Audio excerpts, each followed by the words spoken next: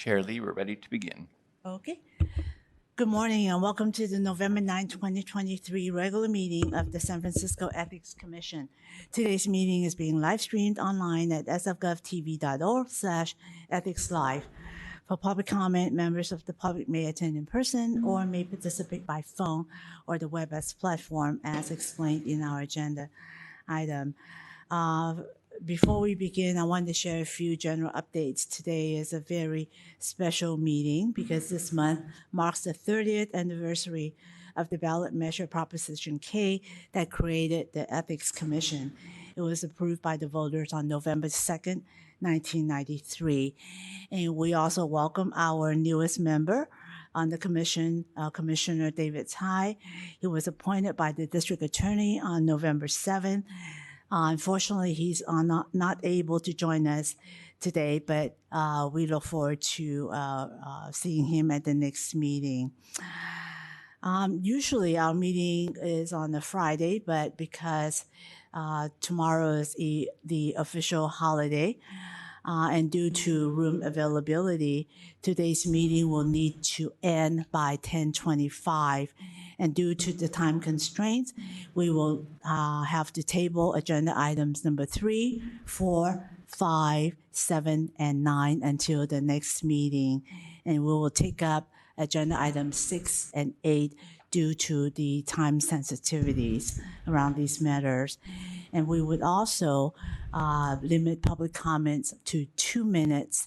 And I ask members of the public for your understanding. And with that, let us go to the clerk to explain how today's remote public comment will be handled. Thank you, Madam Chair. Public comment will be available on each item on this agenda. Each member of the public will be allowed 2 minutes to speak. For those attending in person, opportunities to speak during the public comment period will be made available here in room 408, City Hall. For those attending remotely, public comment period can also be provided via phone call by calling 1-415-655-0001. Access code is 2663-253-9286, followed by the hash mark, and then press hash again to join as an attendee. When your item of interest comes up, press *3 to raise your hand to be added to the public comment line. Public comment is also available via the WebEx client application. Use the WebEx link on the agenda to connect and press the raise hand button to be added to the public comment line. For detailed instructions about how to interact with the telephone system or WebEx client, please refer to the public comment section of the agenda document for this meeting. Public comment may also be submitted in writing and will be shared with the Commission after this meeting is concluded and will be included as part of the official meeting file. Written comments should be sent to ethics.commission@sfgov.org. Members of the public who attend Commission meetings, including remote attendance, are also expected to behave responsibly and respectfully. During public comment, please address your comments to the Commission as a whole and not to individual members. Persons who engage in name-calling, shouting, interruptions, or other distracting behavior may be excluded from participation. Thank you. And now I call the meeting to order. Please call the roll. Commissioners, please verbally indicate your presence by saying aye after your name is called. Commissioner Finlev. Aye. Commissioner Flores-Fang. Aye. Chair Lee. Aye, present. And Commissioner Salahi is not present. Both Commissioners Salahi and Tsai have excused absence. Agenda item number 2, which is general public comment.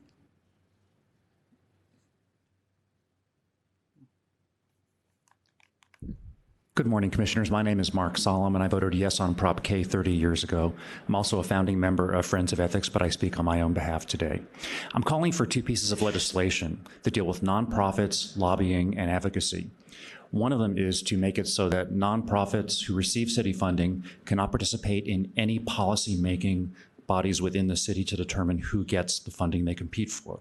The second is to ensure that these nonprofits can come into the community and do political advocacy and lobbying, organizing to shout down members of the community, to go ahead and pursue their own funding and financing. This has been one of the most critical nexuses of corruption for politics in our San Francisco communities. As a Mission resident, there was a proposed homeless cabin village for 1979 Mission. We were working with our supervisor, and the decision had been made to do it. She was not forthcoming with us, and so we stood down from a meeting that was supposed to be the final talk to the community about doing this. Why would you go when the deal's already done? I went just to harass her because she lied to us, right? And there were basically 100, 150 people organized by city-funded Mission nonprofits that came to shout down the community, saying that we were racist and classist for not wanting to have a homeless cabin village adjacent to the Marshall Elementary School playground where kids of color, overrepresented in homelessness, and immigrants have a school. This would never be tolerated in any other neighborhood anywhere in the city. Yet when Dolores Street Community Services wanted to get the contract, the entire Mission cartel came out and basically harassed San Franciscans. We've also seen instances of extortion, where these nonprofits have worked with supervisors to hold market rate developments hostage to go ahead and secure funding for their affordable housing operations instead of legislating the affordability beforehand in an open and clear process. We need for the commission to step in to ensure that San Franciscans are not shouted down by our own government, paying operators with their own self-interest and finance to go ahead and pervert the will of the people. Thank you very much. Thank you, Mrs. Solomon. Any other speakers in the room? Otherwise, let's go to our queue. Madam Chair, we were checking to see if there are callers in the queue.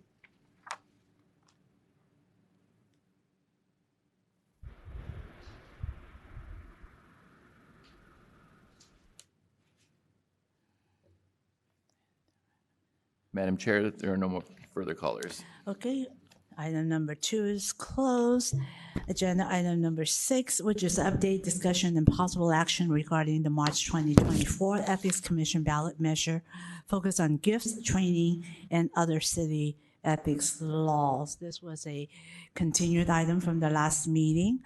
And our Acting Policy and Legislative Affairs Manager, Mr. Michael Kenning, is here to give us a very, very brief update and any actions that we may need to take today. Thank you, Chair Lee. Just a brief update that since the last meeting, staff solicited feedback from commissioners and made revisions to the draft in Attachment 1 based on that feedback. As with the previous version, the City Attorney's Office has also reviewed the attached version and confirmed it does not raise political activity concerns.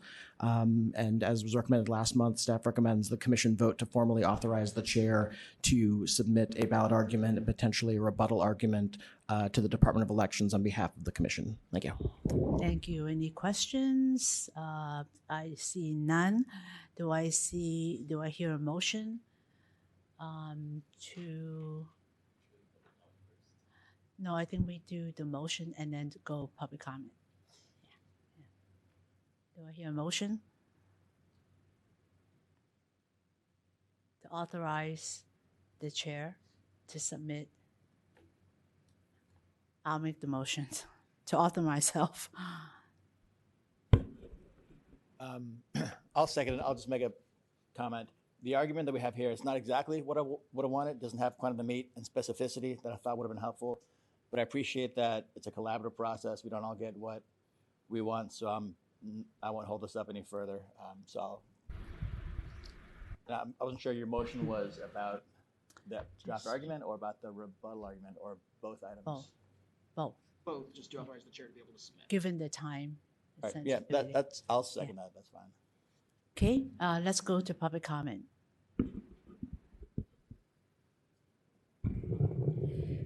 Chair Lee, we have one public commenter calling in.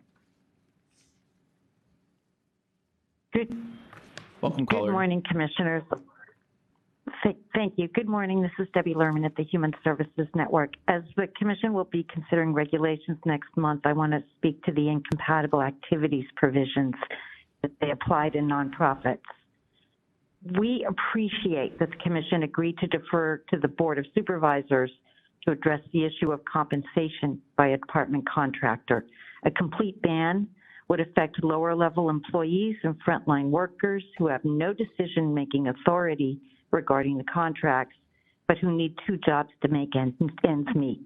It would also be devastating to nonprofits who struggle to provide competitive wages for specialized medical staff like nurses and psychiatrists, many of whom work some part-time hours in nonprofits. And we urge the Commission to support a narrower provision from the board that protects lower wage workers and allows specialists to share their skills and expertise in the service of vulnerable city residents. Sadly, we would have preferred to see the same consideration given to city employees who serve on nonprofit boards of directors without compensation, which remains in the measure. Health and Human Service nonprofits need to attract board members with expertise. Many city employees volunteer in that capacity with no conflict of interest. The provision also bars nonprofit board members from serving on many commissions, which robs the city of their expertise and unique perspective, reduces the pool of qualified candidates, and provides an additional disincentive for civically engaged individuals to serve on nonprofit boards. This commission has already decided to let city employees volunteer for nonprofits and let the board review the policy around city employees receiving compensation, but ironically maintains the ban for volunteer uncompensated board members. Such service should be allowed at least for lower level non-decision-making employees with recusal on relevant votes as a safeguard against conflict of interest. If possible, we would like to have that issue addressed in the regulations, treating such board members as volunteers. Ms. Otherwise, we understand. Ms. Lerman, Yep. your time has expired. Thank you. Madam Chair, there are no further callers. Okay, thank you. Public comment is closed. Let's take a vote on the motion that would authorize the chair to submit the ballot argument and potential rebuttal argument to the Department of Elections on behalf of the commission. Roll call, please. On the motion as stated, Commissioner Finlev, Aye. Commissioner Flores-Fang, Aye. And can I also just make a quick comment? I'd also just like to thank just the team for making this a collaborative process. I'm going to vote in favor, and I vote in favor because I know that we're going to make a couple more revisions to the URL, for example. So I'm voting in favor of what it looks like now, in hopes that it'll continue to be more specific and helpful for the public. So aye. Chair Lee. Aye. Madam Chair, with 3 votes in the affirmative, the motion is approved unanimously. Okay, I now call for agenda item number 8, which is a proposed closed session item. Today's agenda includes a proposed closed session item under item 8 for Executive Director Recruitment. Let us proceed to public comment.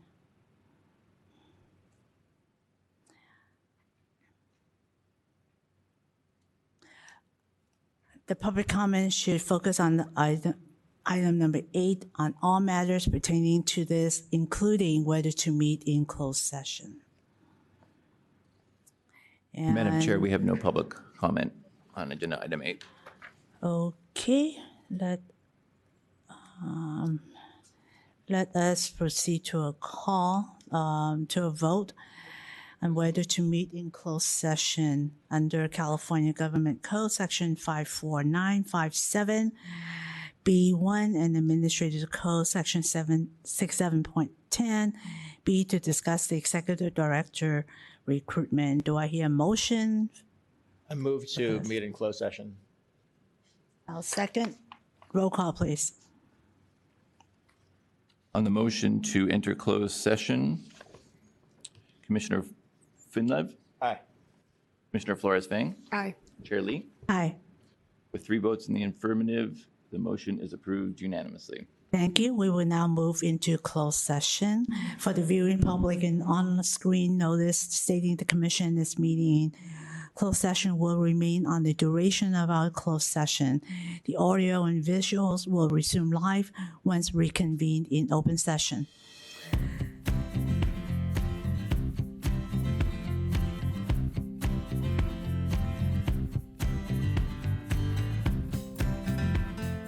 Members of the public, for your patience and engagement as we now resume our open session meeting. Do I have a motion on whether or not to disclose any action taken or discussions held in the closed session? Motion not to disclose. Okay.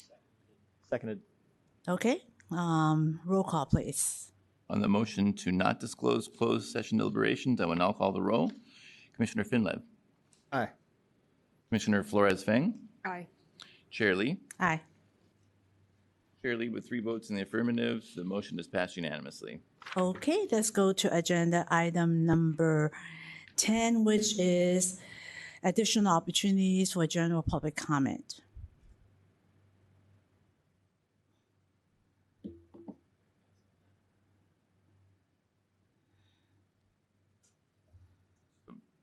Chair Lee, we may have a public comment on the pass. Okay.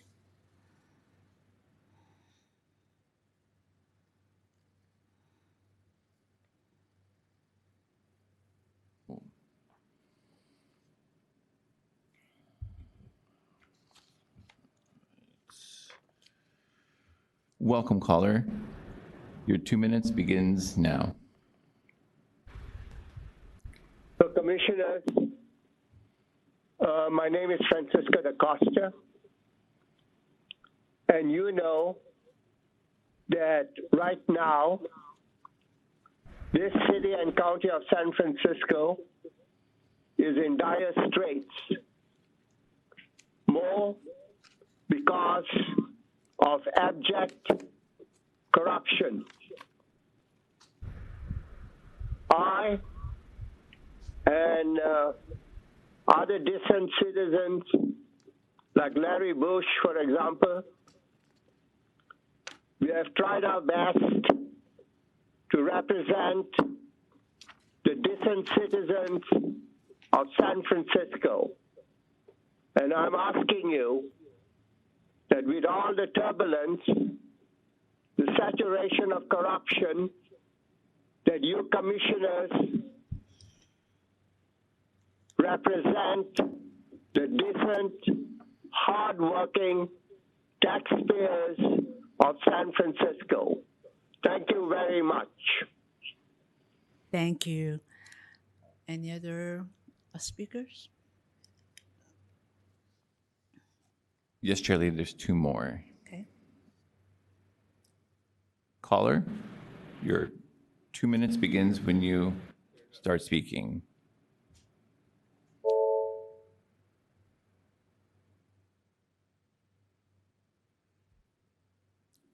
Shirley, there are no more callers. Okay.